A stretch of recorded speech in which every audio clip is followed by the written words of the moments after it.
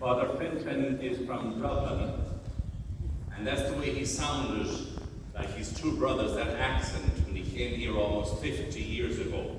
Mississippi changed him. Dublin is home to many things, but it's home to Guinness Brewery. When Fintan was a small lad, there was a guy working on the vats at Guinness Brewery. He had to climb up the top and clean around the tops of them. And lo and behold, while cleaning, he fell in. And his co-worker saw him, he blessed himself, and he said a prayer. And his prayer was, Lord, give me a mouth worthy of this glorious occasion. So my prayer is the same. Reverend Father Lieutenant Colonel Fintan John Kilmurray, known to many as Father Fintan, to his family and priest friends as Fintan, in the military as Chappie, and to some of our young priests, Grandpa Chappie. I want to say a word of welcome to all of you here in church, and also those on the World Wide Web, if it's working. And Terry Dixon is down the front here taping, the new Juliana. And especially welcome to his family in Ireland, his friends elsewhere, and his special friend, Sister Rebecca, in Sylvania, Ohio. I want to publicly offer my sympathy to his family members, Finian, Owen and Liam, Janet, Anna and Paul, his many nieces, nephews, relatives and friends in Ireland and the United States, and also to you, Bishop Kinnaman, and to my brother priests. Those of us who know Fintan know he was very intelligent. He studied many books, and as most of you know, was a great preacher. He could sum things up in a very short time. Father Henry is going to share some funny stories later on, so I'll stick to the preaching. Father John O'Donoghue is another Irish priest. He wrote, though we need to weep your loss, you dwell in that safe place in our hearts, where no storm or night or pain can reach you. May you continue to inspire us to enter each day with a generous heart, to serve the call of courage and love, until we see your face again, in that land where there is no more separation, where all tears will be wiped from our mind, and where we will never lose you again. Amen. Father Fintan had many loves in his life. He loved you, his family, and his trips home to Ireland. In fact, he was planning one for October.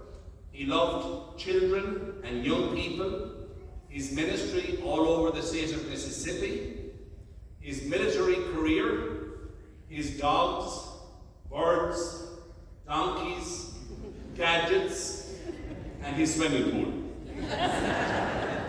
He loved to cook and bake bread, and he was good at it. He loved to make people laugh, and he was good at it most of the time. Sometimes inappropriately so.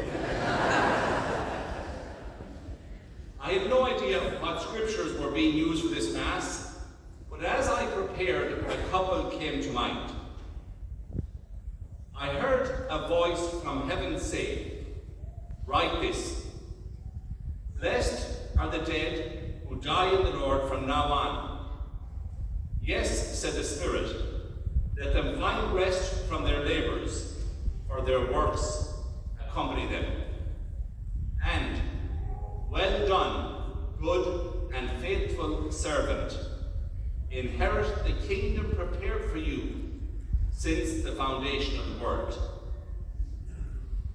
In my almost 4 decades of priestly ministry in Mississippi, I can honestly say there are very few priests in active ministry who died suddenly, as Father Fintan did.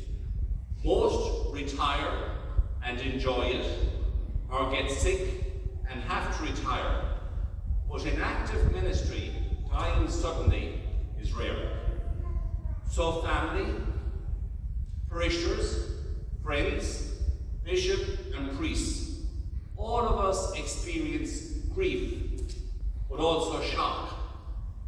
Usually, when a priest is reassigned or retires, he has a chance to say goodbye and to say thank you to the people because you are so good to your priests.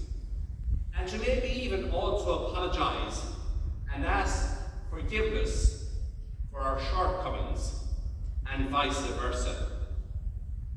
A chance to say sorry if I ever hurt you or discouraged you on your faith journey.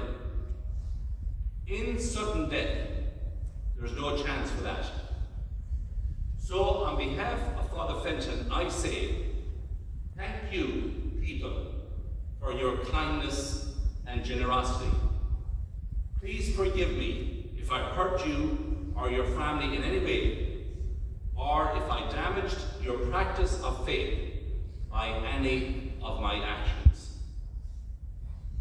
His good friend, Sister Rebecca, said he had a heart of gold, generous spirit, and did nothing half-heartedly. Amen to that. We know he loved his military career.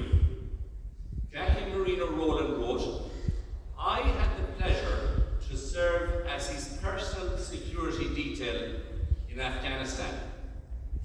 For 12 months, I had to ensure that he arrived safe to celebrate Mass at outlying FOBs. FOBs, Forward Operating Base. He made every trip memorable, I'm sure he did. He kept us in stitches laughing, but it was also instrumental in helping me develop in my Catholic faith. He was the only priest in Afghanistan when we were there, and he never took his duties lightly, often going on very little sleep. In 12 months, Father Fintan never missed one single flight coming into Kandahar Airport carrying the fallen, regardless of the hour. Father Paddy said he did his best work in the military at Camp Shelby. He was always there to send off the troops when they were going to war.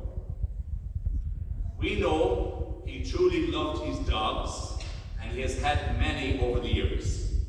His day was made when he could load them up and head to the woods or to a lake for a walk. He inherited many donkeys in Wiggins, and he loved them, even though he wasn't from a farming background. They were all his pets. Some of them had names. Some of them had names of bishops and priests that worked in the chancery office.